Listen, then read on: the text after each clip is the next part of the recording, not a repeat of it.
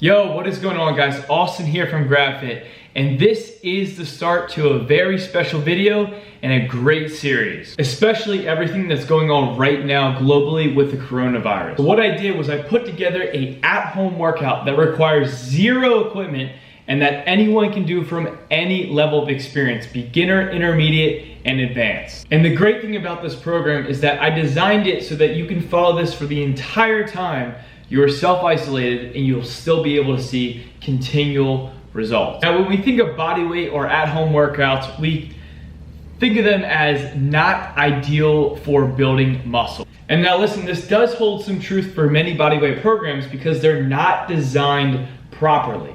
And so with that, we don't make that mistake. I want to dive into a couple key points that we will be utilizing throughout this program.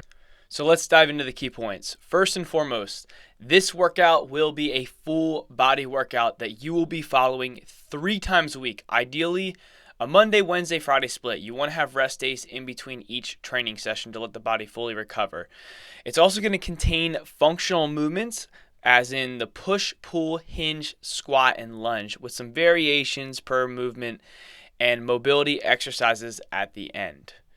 And now following that, the other important part is that you want to superset all exercises to get more done in less time so that you can reap the full benefits from the bodyweight form of training. Because bodyweight training there's a particular way with bodyweight training how you must train. The last thing is there's very minimal rest between supersets, no more than 60 seconds. And the goal is to get around 30 reps per an exercise with rest pause as needed. That is the absolute must with this training. Let's briefly dissect the workout. First, we start off with an upper push, a variation of chest, shoulders, and triceps. Then we move on to an upper pull with a vertical pull and a horizontal pull variation. Then a hinge plus a lower variation of pulling. Then we transition to a squat, but not just a squat, we also have a lunge. And after the lunge, we go on to a core variation, which targets both upper and lower abs. And then we have a mobility exercise to finish it off. This is the whole breakdown of the workout. Now that that's all covered, without further ado, let's dive into the program.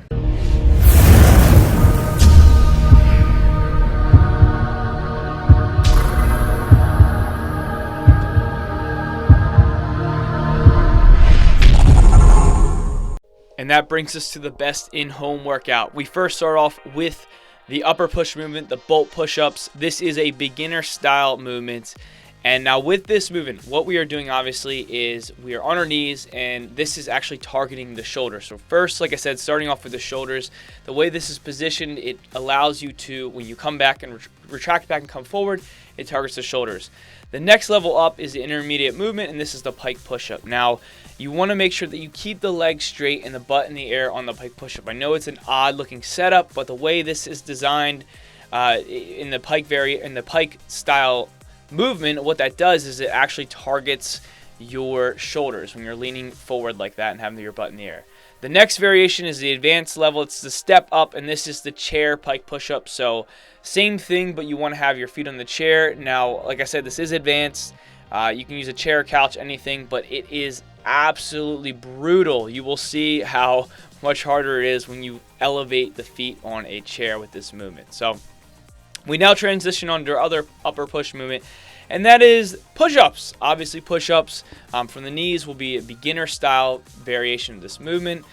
Now, keep in mind, this is going to target your chest, but it's also going to hit a little bit of triceps and shoulders, but the emphasis is on the chest. So we first knocked off shoulders, now we're on chest. If you want to go a level up, intermediate, what's going to be is a normal push-up. So going to your feet, keep in mind, when you're doing push-ups, because I see a challenge going around right now, 10 push-up challenge. Don't flare your elbows out. Keep them tucked in. Keep them a little bit tucked in. That is how you want to do a push-up. And you want to keep your core tight and butt not in the air like the pike push-up. That's how it differs. So the advanced version of a push-up, in my opinion, is an alligator push-up. It has a little bit of a core variation to it, but it's kind of like a stagger push-up too. You're reaching one arm forward and the opposite knee forward as well. So it's a little bit like a crunch variation as well. But I find this is an advanced version. Try it out if you want to go hard. You'll see what I mean. Next thing we got is the last variation of the upper push, and that is a knee diamond push-up. Now with this, we are actually targeting the triceps. So this is, like I said, the last variation is going to be the triceps for upper push, and the knees is probably the easiest, it not probably is the easiest way of doing this. Now the diamond push-up, you want to make your hands at a diamond, and the next level up is going to be from the feet as well, just like you see the pattern now. Feet generally is the intermediate version of this. So you want to make sure that, again, your hands are close together when you are doing this, and you're keeping your elbows somewhat tucked in, not flaring out all the way entirely. It is difficult to keep them all the way tucked in. Obviously, advanced version of this is going to be from a chair as the other two, or as the first one. So what you're doing is same thing, hand set up, but you're going from a chair in order to get that full amount of range of motion with this movement. So I find this is such a hard movement, and it really challenges me. Next thing we got is our upper pull. Now this is a beginner movement. This is a sliding towel pull down. You're just going to need a towel for this, and what you're essentially doing is you're working the lats with this. Now we are doing the horizontal pull variation part of this, and you're going to find this is not that hard of a movement, but it can be a little bit deceiving. Next level up is the towel row, which is going to target a little more biceps, actually, believe it or not. But you need a chair for this. You're going to wrap the towel a bit on the back part of your legs, and you're just going to pull yourself up. Now don't get confused with a crunch. This is not a crunch. You're not focusing on your core doing the movement. You're focusing on your arms and back doing the movement to pull you up. Now the next move is an advanced level up, and you're going to need a table to do this. And be careful, because you want to have a sturdy table. Mine was rocking a little bit, you can kind of see. But you want to grip on the sides, I recommend, on the table, and you're going to want to pull yourself up, essentially keep your feet planted in the ground. You're going to find that this is really going to target the mid-back, and it's a great variation if you're at home. We next have our upper pull, and this is a vertical movement of the upper pull. So what we're going to do right here is with a towel, I know it doesn't look crazy hard, but this is a beginner version right here. So you're just going to get a towel, essentially pull out on the towel. That is important. Pull out, outward, like it externally rotate, and then just pull down. Next thing we got, a little bit higher level up. It's going to be a back extension. Same thing, but with a back extension. So you're going to extend the back up first with the towel. You're going to pull out, like I said before, and then you're going to pull down behind the neck. Now you will find this kind of emulates like, a lat pull down behind the neck in the gym if you were on a machine. And the next thing up, again, is the next level up is the table pull up. Now be very careful with this movement. You want to sit Indian style, but the other thing is you want to be careful the table does not flip. Make sure it's stable like mine was. It's very, very, very important that you do this and your table is stable. So you will find it might be hard on your grip. Now we transition on to the lower body, and we have hip floor press first. So this is the hinge style movement. Now, no weight is needed, like I said. Obviously this is body weight. You want to one way to get this out as a beginner is squeeze the glutes to the top. You really want to emphasize on squeezing the glutes to the top and creating a bridge of your body. Next level up is going to be from a box. Same thing. As I said before, you want to squeeze your glutes. It is so important. That is how you're going to get the most out of this movement at the top. Really squeeze your glutes. Keep your knees outward. Keep your head neutral as well. And again, this can be on a chair, couch. I chose a bench from our bedroom. I just pulled it out there. Next level up is going to be single leg. So if you do single leg, it's going to be obviously a little harder. You're unsturdy. You want to keep the leg that is off the ground. You actually want to keep that completely locked out at the knee. So it's important that you do that to get the full benefit of the movement. Again, squeeze the glutes, both of them at the top. So now we transition on to a lunge. First, starting off beginner, we have our back lunge. Super simple movement. It can be deceiving though. Lunges aren't easy because you're on unilateral on one leg. So just gonna step back. Wherever you are, just make sure you have room behind you. You don't hit the wall. You want to step back. That is our first variation. Then we move up the ladder and we have a backward lunge.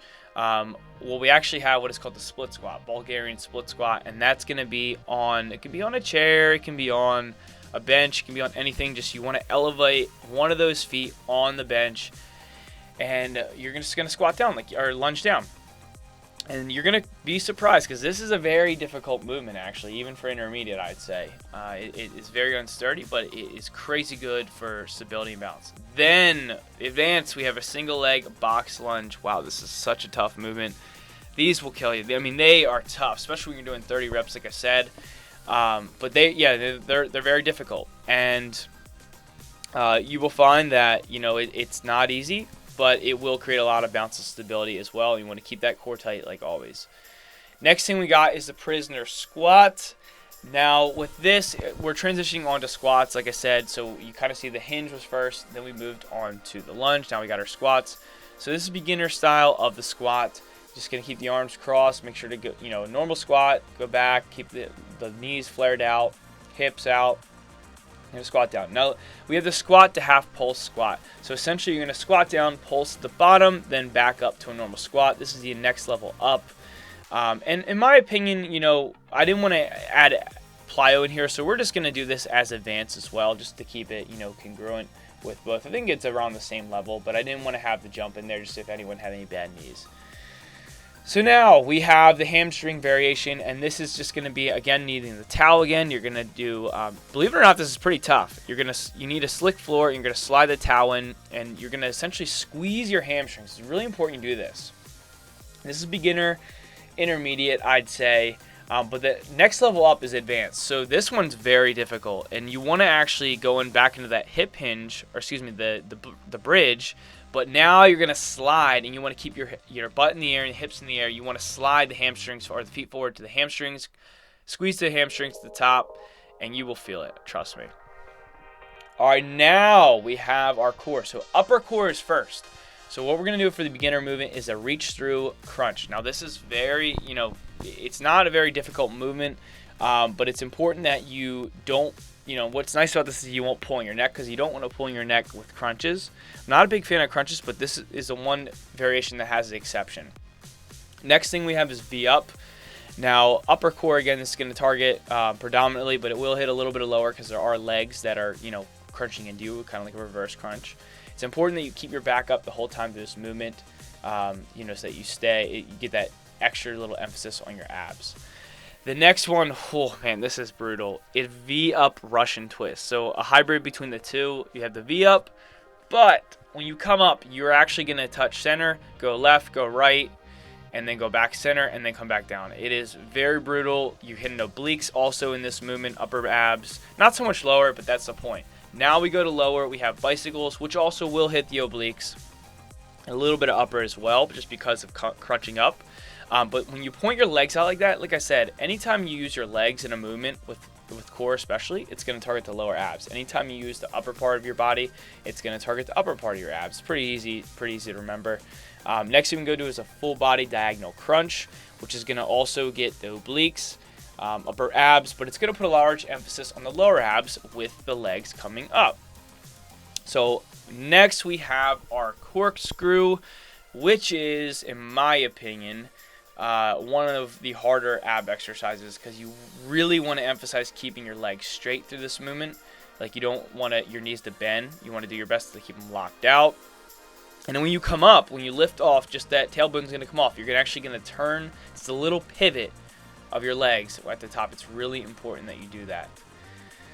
Last but not least, we have our corrective mobility exercise, and this is a back extension first, beginner, and then the next one is going to be a slightly of a step up. You'll see what I mean, but this is going to help reset the shoulders at the end of the workout, because we did do a lot of pressing, and it's important that we keep a healthy, mobile body throughout this whole process. Even with bodyweight training, you want to keep a healthy, mobile body. Next thing we got is a back extension.